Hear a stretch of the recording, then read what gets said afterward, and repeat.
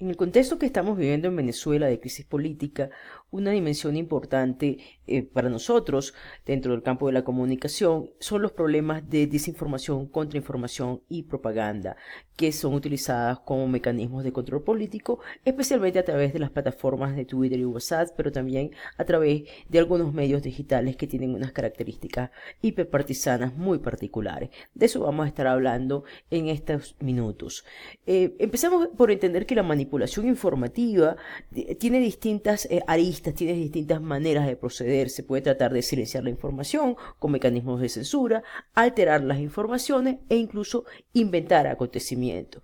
En esta presentación voy a hablar muy poco de censura y voy a hablar un poco más de lo que es desinformación, que sería alterar informaciones, e inventar acontecimientos, que tienen más que ver con la propaganda. Todos estos mecanismos de propagación de información falsa o engañosa tienen efectos reales en la configuración de la opinión pública. Es por eso que son importantes, porque realmente impactan la manera como los actores políticos se comportan, cómo se comportan los ciudadanos, cómo se comportan los mercados. Entonces, esto es relevante, no es simplemente que es una información falta que se convierte en un chiste, sino que esto tiene incidencia sobre lo que va a ocurrir en el ámbito político, por supuesto condicionado con otros elementos, pero que tiene un impacto, y a eso nos vamos a estar refiriendo. Cuando hablamos de desinformación, podemos estar hablando de distintas cosas, podemos estar hablando de una información que no ha sido contrastada o confirmada, podemos estar hablando de subinformación, o sea, información que es incompleta o defectuosa, o de contrainformación, o sea, información que ataca frontalmente las versiones del acontecimiento que se tienen por reales. Lo que nos interesa aquí en este momento es cómo enfrentar cada uno de estos tipos de desinformación. O sea, si hablamos de preinformación, de información no contrastada o no confirmada, estamos hablando de la necesidad de mejorar las prácticas periodísticas, de fortalecer el buen periodismo. Si hablamos de subinformación, estamos hablando más bien de lo que pasa del lado de las audiencias, de cómo hacer que las audiencias sean más hábiles para detectar cuando una información no está completa, cuando una información no ha sido bien investigada o no está siendo bien presentada. Entonces es un trabajo más bien de capacitación en competencias mediáticas, un trabajo de hacer que los ciudadanos sean mejores usuarios de los medios. Cuando hablamos de contrainformación, estamos hablando más bien de acciones políticas deliberadas desde grupos de poder para presentar versiones distintas de los acontecimientos. Y entonces eso requiere que los otros grupos, los grupos que están en contrapoder, también aprendan a hacer manejo de información, sobre todo en el caso de la información que sale para el exterior. Ahí hay que hacer un trabajo importante de diplomacia pública, y en el caso de la información dentro del país hay que mejorar la vocería, hay que mejorar la eficiencia en difundir la propia versión de los hechos para poder contrarrestar aquellas versiones distorsionadas que se puedan estar difundiendo a través de algunos canales pro oficialistas, pro gubernamentales. Una cosa que ha estado ocurriendo en estos meses, pero bueno, que es parte del ecosistema comunicacional, siempre lo ha sido, es los rumores, los bulos. Particularmente en regímenes autoritarios, ellos tienden a magnificarse porque tienden a ser utilizados como instrumentos de propaganda. Los regímenes autoritarios usan las teorías de la conspiración como parte de sus mecanismos de comunicación de gobierno, y lo usan no tanto para convencer a las audiencias de esa realidad alternativa, sino para convencer a las audiencias de que los medios no funcionan, de que los periodistas no hacen la tarea, y de que realmente todo lo que se difunde a través de los medios es falso o puede ser falso. Crean duda, crean desconfianza, dinamitan la credibilidad de los medios. Para eso es que son utilizados. En mi opinión, eso fue lo que pasó en el incidente donde se propagó la información de que Leopoldo López había muerto dentro de la cárcel de Ramo Verde. O sea, se plantó un cebo, algunos periodistas, algunos medios publicaron el bulo, y esto generó un ambiente de mucha desconfianza en la información en un momento en que la gente realmente depende de lo que circula a través de la web para saber lo que está ocurriendo en Venezuela. Entonces es muy importante que los periodistas no caigan en la tentación de la primicia, de la exclusiva, porque pueden estar siendo usados para transmitir este tipo de información con el objetivo de restar credibilidad a los medios y a la profesión periodística en general. Otra cosa que estamos viendo muchísimo, que tiene también un uso similar, son los anónimos virales que han estado circulando a través de WhatsApp principalmente. Estos aprovechan el efecto de las relaciones personales para acelerar ese proceso de difusión de propaganda. Vemos como el mecanismo de WhatsApp, el mecanismo de la mensajería de texto, de la mensajería de voz, tiene que ver con el hecho de que las personas comparten esto con sus vínculos personales. Entonces llega como con una recomendación el mensaje. No es lo mismo que verlo en un medio anónimo que cuando lo estoy recibiendo de un amigo, que lo que estoy recibiendo de una persona que se encuentra entre mis afectos. Va a tener un poco más de atención. Y eso facilita la tarea de acelerar la difusión de la propaganda y de generar ese impacto emocional que hace que la propaganda sea más creíble, ¿no? Y además los individuos son expuestos con mucha más frecuencia a la repetición del mensaje debido a que te llega de distintas fuentes. Aquí una tarea pendiente tiene que ver también con esto de educar al ciudadano en cómo distinguir cómo es una información, es realmente cuándo es realmente información y cuándo es un engaño, cuando uno de estos anónimos virales no cumple con los requisitos para ser considerado información. Es pseudoinformación, es desinformación e incluso puede ser propaganda. A mí me encantó, por eso lo cito aquí, el trabajo que hicieron en el Chigüire Bipolar, tratando de enseñarle a la gente qué cosa es una información no confirmada, qué cosa es una información no veraz que circula por WhatsApp, y creo que esto es algo que tenemos que repetir. Creo que es la única cadena que deberíamos estar repitiendo. Otra cosa que es muy común en el ecosistema de medios venezolano es el tema del ciberacoso. Se ha venido viendo desde 2010 aproximadamente cómo hay una combinación entre el uso de Twitter y el uso de la televisión para intimidar a dirigentes políticos, a periodistas, a activistas de derechos humanos, a usuarios ciudadanos de la web social, a través de la publicación de información personal sensitiva, incluso en algunas ocasiones incluyendo direcciones, números de teléfono o incluso números de identificación, y algunas amenazas, en algunos casos veladas y en otras muy directas. Sabemos que hay personas que después de haber recibido este tipo de amenazas han también recibido la visita del SEBIN, y algunas han sido detenidas. Entonces estas amenazas tienen un peso fuerte, o sea, no es simplemente un ataque personal, sino que es un ataque que puede tener consecuencias mucho más graves.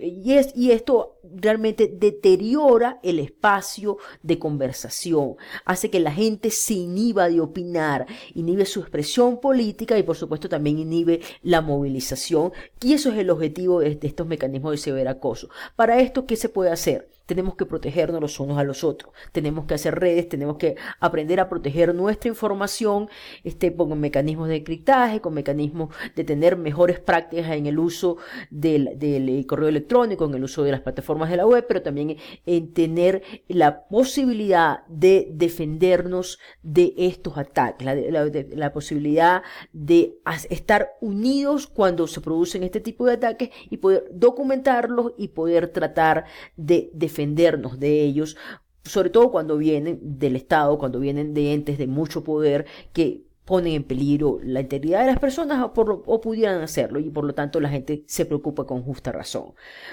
Una cosa que hemos visto que quizás sea un poco más novedosa en estos últimos meses es la presencia de los trolls. Los trolls en general apuntan a crear vergüenza social, provocan emociones negativas, deliberadamente usan discursos ofensivos, en algunos casos son más o menos humorísticos, ¿no? Atacan, pero atacan de una manera que tiene algo de humorística y que puede dar risa al espectador. Pero en general el troll en situaciones como estas, donde se depende tanto de este espacio semipúblico de la web, pueden ser muy nocivos, porque también hacen que la gente se sienta atacada, y la gente atacada a la defensiva va a inhibirse de expresar sus opiniones y va a tener mucha más desconfianza, y eso justo juega en función de quienes detentan el poder. O sea, en una posición de contrapoder, tú necesitas un espacio donde pueda haber intercambio de ideas dentro de un contexto seguro, dentro de un contexto de confianza. Entonces, actividades como las de los trolls, incluso si no tienen esa intención, van a apuntalar esa política de cerrar los espacios de difusión de información, cerrar los espacios de confianza. Por lo tanto, yo particularmente recomiendo que no se utilice este tipo de tácticas, aunque a algunos les puedan parecer que pueden ser muy divertidas y que puede ser una forma creativa de hacer oposición, pero creo que es contraproducente en un contexto como el que vive Venezuela. Otra cosa que es común en nuestro contexto es el uso de los bots políticos. El gobierno de Venezuela es pionero en el uso de los bots de propaganda política en Twitter, los ha venido utilizando desde el año 2010, los ha utilizado fundamentalmente para hostigar usuarios en lo que se llama el automated trolling, a través de palabras claves. Esto ya no se ve con tanta frecuencia como se veía entre 2009, 2011, 2010, en esos primeros años en el que el chavismo estaba experimentando con el uso de Twitter. Utilizó mucho los bots políticos para hostigar a usuarios a través de la detección de palabras claves que tenían que ver con asuntos políticos. Se ha utilizado también para hacer retweets de contenidos producidos por usuarios predeterminados. Los tweets de Chávez Candangas se replicaban de manera automática, y también se ha hecho con los de Maduro. También se ha utilizado para hacer el hijacking de hashtags, o sea, cuando se quiere tomar una etiqueta que está de oposición y cambiarle el rumbo a la conversación, se utiliza para llenar, pues se puede llenar de basura una etiqueta, se puede cambiar la dinámica de una conversación a través del hijacking de etiqueta, pero fundamentalmente para lo que ha sido utilizado desde el SIGSE es para crear tendencias artificiales, para crear la ilusión de que un tema está alto en la agenda.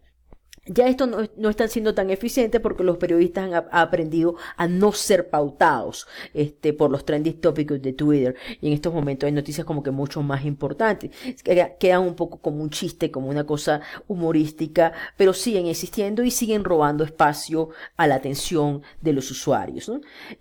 Tenemos también laboratorios de información que plantan historias jugosas dentro de los medios. Antiguamente estábamos hablando del año 2009, 2010, 2007, se plantaban estas historias en los medios comunitarios, especialmente en las radios del interior del país. Se veía cómo funcionaban y si tenían éxito, entonces pasaban a los programas estelares de Venezolana de Televisión, y en algunos casos podían llegar a dar lugar a políticas públicas. O sea, era como un laboratorio de pruebas. Ahora se está utilizando mucho más Twitter y se están utilizando también medios digitales que tienen unas características muy especiales, muy propagandísticas, son muy de nichos, no llevan una audiencia amplia, pero sirven para probar si estas historias funcionan y pueden luego ser amplificadas en otros medios masivos, incluso si es para desmentirlos.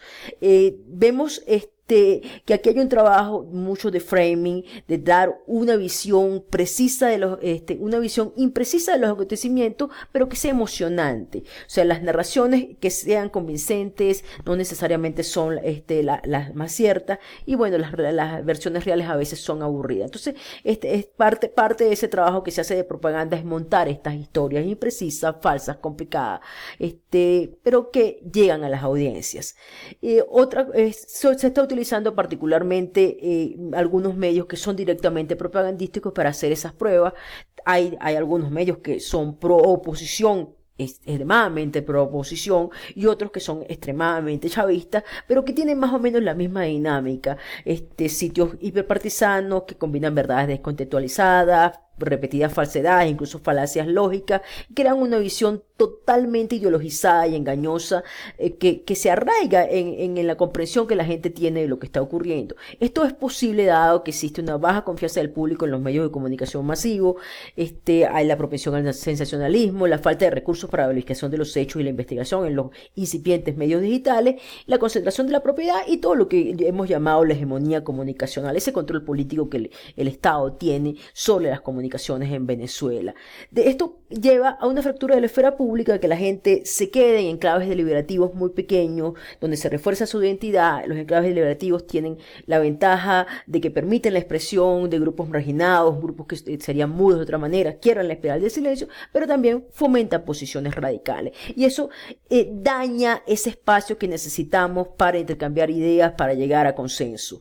Afortunadamente, estamos viendo opciones de generar nuevas maneras de construir un espacio público común a través de Telegram, a través de WhatsApp, a través de Periscope, a través de Instagram, a través de videos en YouTube. Y esto creo que nos da un buen futuro. Este tipo de iniciativas son las que tenemos que tratar de propiciar. porque son las que nos van a llevar a crear ese espacio de intercambio de ideas que es tan necesario en esta coyuntura.